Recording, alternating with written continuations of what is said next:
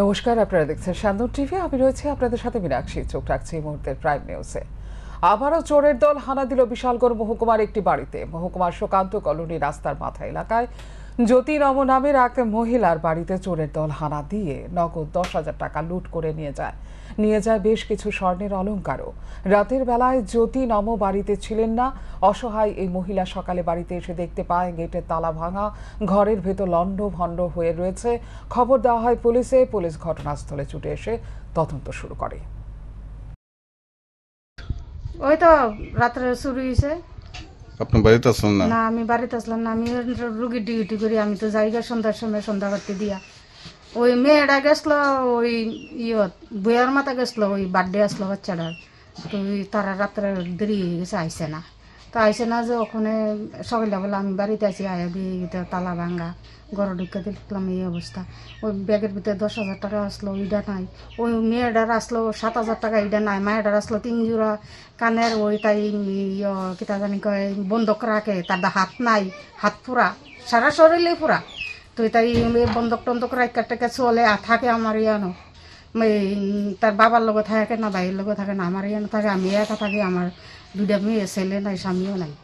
তো এই একলা থাকে দিকে আমার লগে থাকে আর কি।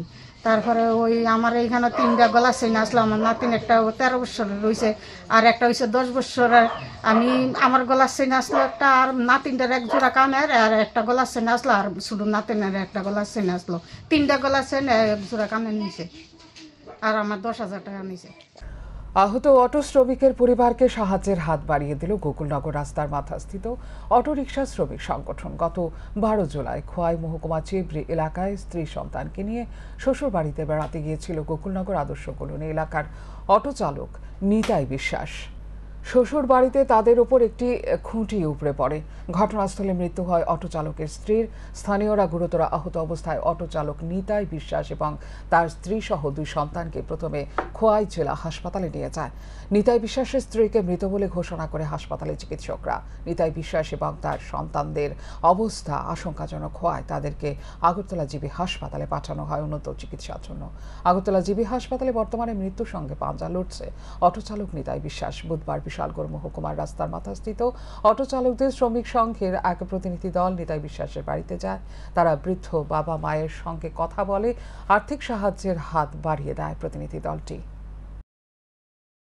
স্ত্রীর সঙ্গে সঙ্গে ওই জায়গাতে মারা যায় এবং তার 2টি বাচ্চা এবং সে নিতাই প্রচণ্ডভাবে আহত হয়। এখন জীবিতে হসপিটালে ভর্তি, মৃত্যুর সঙ্গে পাঞ্জা লড়ছে।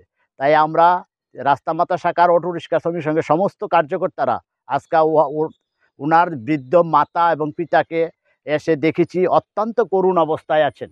তাই আমরা যতটুকু সম্ভব আমাদের শ্রমিক সংগঠনের পক্ষ থেকে ওনাকে কিছু আর্থিক সহায়তা করেছি এবং আগামী দিনেও আমরা আশা রাখব যাতে ওনার এই পরিবারটাকে কীভাবে তুলে নেওয়া যায় এবং সবাইকে এগিয়ে নিয়ে এই সংসারটাকে কীভাবে বাঁচিয়ে রাখা যায় তার একটা পরিকল্পনা আমরা রাখছি। নমস্কার।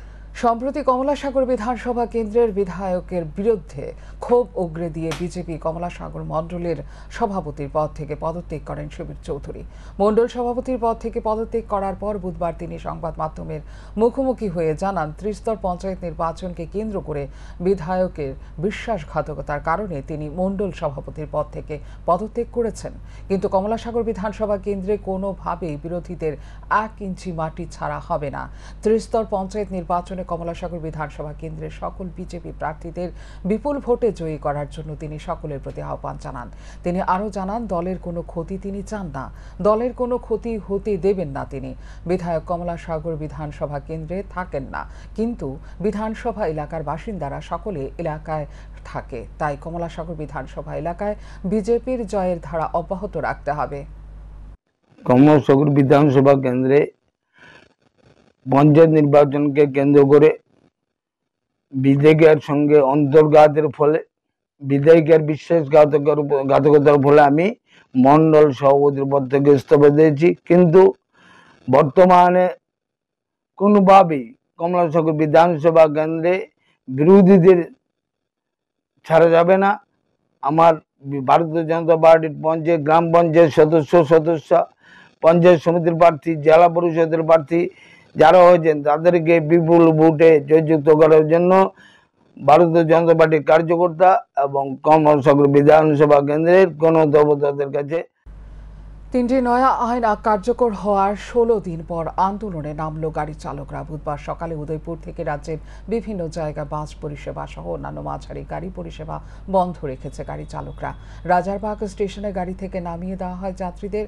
সমস্যায় পড়ে যাত্রীরা। গাড়ি চালকদের বক্তব্য, ভারত সরকার আইন লাগু করেছে, গাড়ি দুর্ঘটনায় কারোর মৃত্যু হলে 7 লক্ষ টাকা জরিমানা এবং 8 থেকে 10 বছরের জেল। কিন্তু শ্রমিকদের এত অর্থ সম্পত্তি নেই দুর্ঘটনায় কারোর মৃত্যু হলে 7 লক্ষাধিক টাকা জরিমানা বহন করা এবং 10 বছরের জেল খাটার। কারণ প্রত্যেকের পরিবার অসহায়। তাই পরিবহন শ্রমিকদের স্বার্থে সরকার যাতে এই আইন প্রত্যাহার করে, না হলে আগামী দিন গাড়ি চালাবে না বলে সাফ জানিয়ে দিয়ে উদয়পুর থেকে বিভিন্ন জায়গায় বাস পরিষেবা বন্ধ রেখেছে গাড়ি চালকরা। উদাহরণস্বরূপ তারা বলেন, গত কয়েকদিন আগে এক বাস চালকের কঠোর রায় হয়েছে। সেই বাস চালক 2015 সালে বিশালগড়ের এক ব্যক্তিকে চাপা দিয়েছিলেন। সেই ব্যক্তির মৃত্যু হওয়ার পর পুলিশ তাকে গ্রেপ্তার করে। গত কয়েকদিন আগে দীর্ঘ বছর পর তার রায় হয় 10 বছরের কারাদণ্ড, যার ফলে তার পরিবার হতাশায় ভেঙে পড়ে। কিভাবে আগামী দিন পরিবার পরিচালনা করবে তার স্ত্রী, সে বিষয়টা বুঝে উঠতে পারছে না।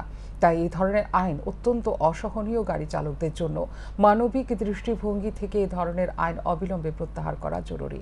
না হলে আগামী দিন শুধু উদয়পুর নয়, গোটা রাজ্যে বাস ও ছোট গাড়ি পরিষেবা বন্ধ রাখা হবে বলে জানান গাড়ি চালকরা। সুতরাং এই ধরনের আইন কার্যকর থাকলে তারা গাড়ি চালাবে না বলে জানান।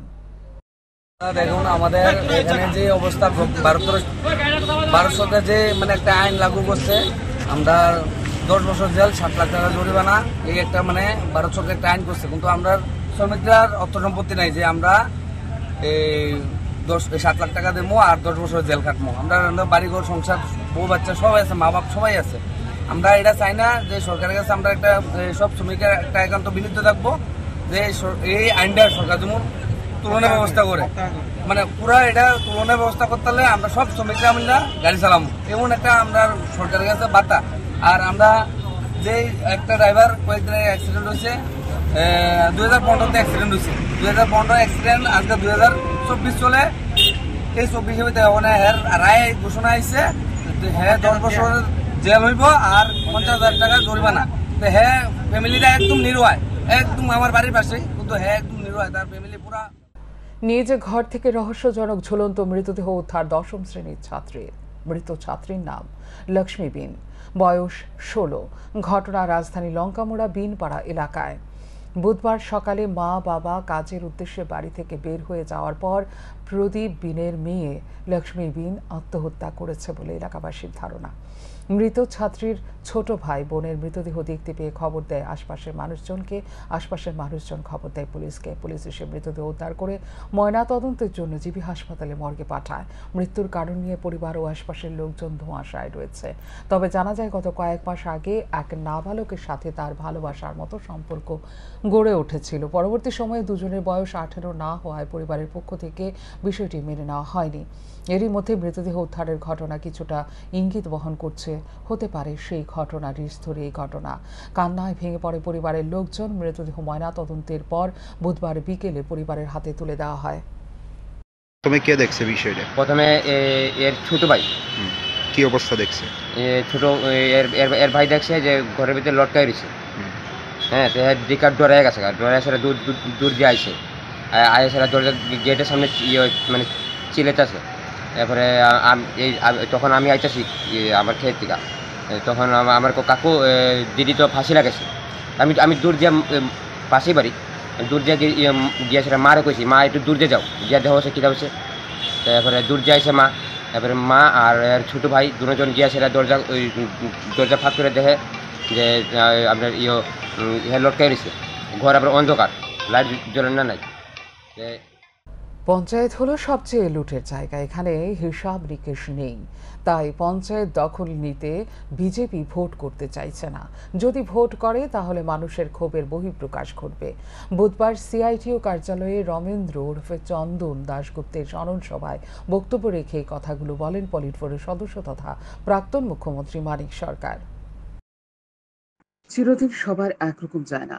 একবার ক্ষমতা দখল করলে আমরাই শেষ, আমরাই থাকবো, এটা ঘটনা নয়। এটাই প্রমাণিত হয়েছে গত 40 দিনে। দেশে মাত্র 40 দিনের ব্যবধানে দুটি বড় ধাক্কা খেয়েছে বিজেপি। এর মধ্যে একটি 2024 লোকসভা নির্বাচন। এই নির্বাচনে বিজেপি পরাস্ত হয়েছে এমনটা নয়, এককভাবে ক্ষমতায় আসতে পারেনি তারা। অপরটি হলো 40 দিনের মধ্যে 13টি আসনের উপনির্বাচনের ফলাফলে দেখা যাচ্ছে মাত্র 2টি আসন পেয়েছে বিজেপি, বাকি 10টি আসন পেয়েছে ইন্ডিয়া জোট এবং একটি আসন পেয়েছে নির্দল। যে একটি আসন নির্দল প্রার্থী জয়ী হয়েছেন তিনিও ভারতীয় জনতা পার্টির প্রতিদ্বন্দ্বীকে পরাজিত করে জয়ী হয়েছেন। এর থেকে শিক্ষা নিতে হবে বিজেপিকে। আগের মতো আর ছুরি ঘোরাতে পারবে না, কারণ বিজেপিকে যারা পরিচালনা করে তারা হলেন আরএসএস এর এই ধরনের ফলাফল উদ্বেগ প্রকাশ করেছে। এর থেকে শিক্ষা নিতে আরএসএস মোদীকে জনবিরোধী কাজগুলি নিয়ে সমালোচনা করে বোঝানোর চেষ্টা করেছেন। বুধবার সিআইটিইউ কার্যালয়ে রমেন্দ্র দাশগুপ্তের স্মরণ সভায় বক্তব্য রেখে এই কথাগুলি বলেন পলিট ব্যুরোর সদস্য তথা প্রাক্তন মুখ্যমন্ত্রী মানিক সরকার। তিনি আরো বলেন, পরিস্থিতি এক জায়গায় দাঁড়িয়ে নেই, তাই লড়াই চালিয়ে যেতে হবে। ছোট পরিসরে হলেও জনবিরোধী কাজকর্মের বিরুদ্ধে মানুষকে ঐক্যবদ্ধ করে আন্দোলন, ডেপুটেশন সহ বিভিন্ন কর্মসূচি হাতে নিতে হবে বলে জানান তিনি। সম্প্রতি রাজনগরের প্রয়াত প্রার্থী বাদল শীলের হত্যাকাণ্ডের পরিপ্রেক্ষিতে বন্ধের বিষয়ে আরো বলেন, গত রবিবার মানুষ স্বতঃস্ফূর্তভাবে বন্ধ পালন করেছে। বিজেপি রাস্তায় নেমে মানুষকে বন্ধ পালন না করার জন্য বললেও মানুষ সেদিন ঘর থেকে বের হয়নি, বাজার হাটে যায়নি, গাড়িতে ওঠেনি।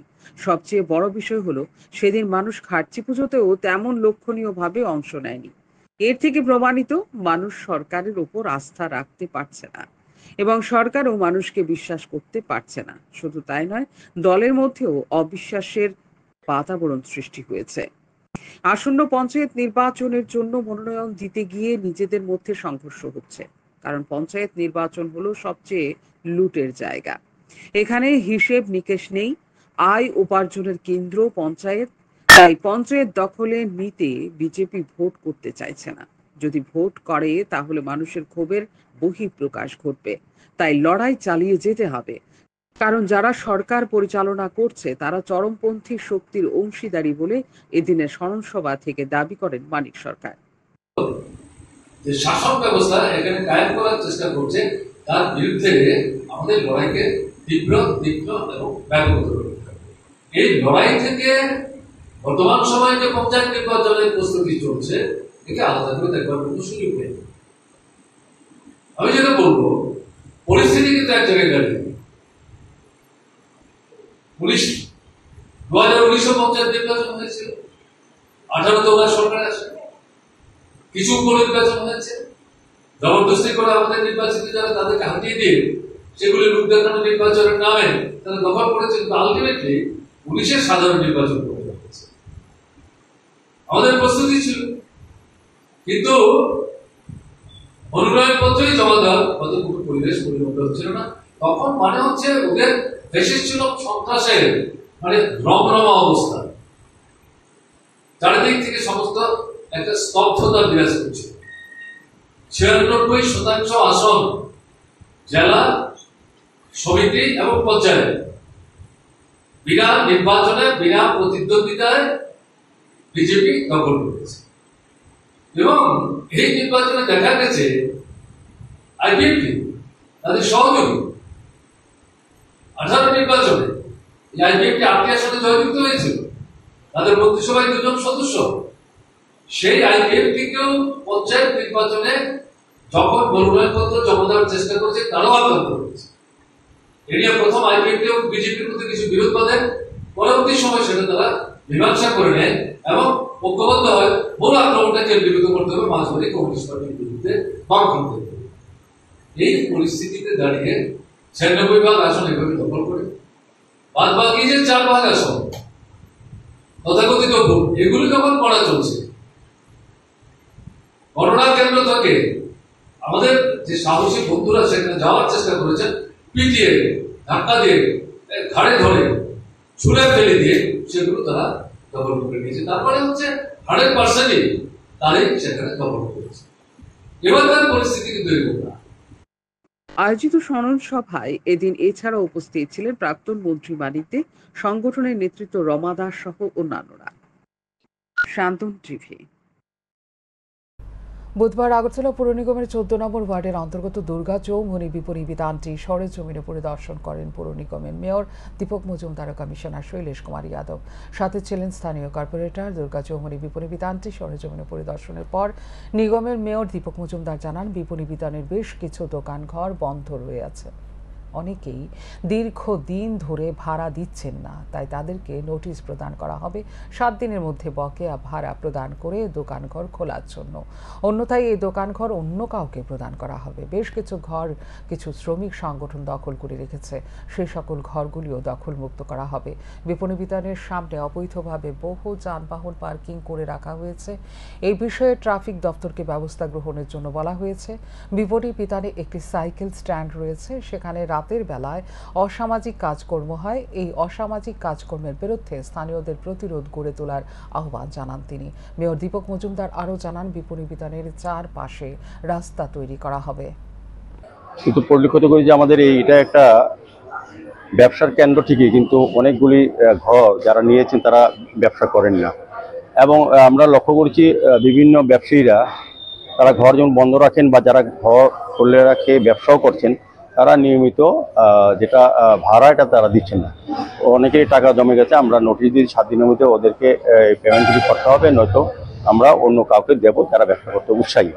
আর দ্বিতীয়ত এখানে লক্ষ্য করেছি একটা আনঅথরাইজড পার্কিংয়ে একটা মনোবৃত্তি, প্রায় অনেকগুলি গাড়ি এখানে থাকে। আমরা আজকে ট্রাফিক দপ্তরকে বলেছি এটা উঠিয়ে নিতে, এবং আগামী দিনে আমরা যাতে এখানে আপনার 2 হুইলার বাদে কোনো 4 হুইলার বা 3 হুইলার গাড়ি ঢুকতে না পারে সে ব্যবস্থা আগামী দিনে করা হবে। এখানে একটা সাইকেল স্ট্যান্ড আছে, এটা পরিত্যক্ত অবস্থায়। এখানে এলাকার কিছু কিছু যুবক বা যারা এই ব্যবসার সঙ্গে যুক্ত আছে তাদের মধ্যে কেউ কেউ মাদকদ্রব্য গ্রহণ করে এখানে একটা অস্বস্তিকর। এখনকার মতো এই মুহূর্তের সংবাদ এই পর্যন্ত। অন্যান্য আপডেটস দেখার জন্য অবশ্যই নজর রাখতে হবে সান্দন টিভির পর্দায়। সান্দন টিভি, দায়বদ্ধতাই যার ঐতিহ্য।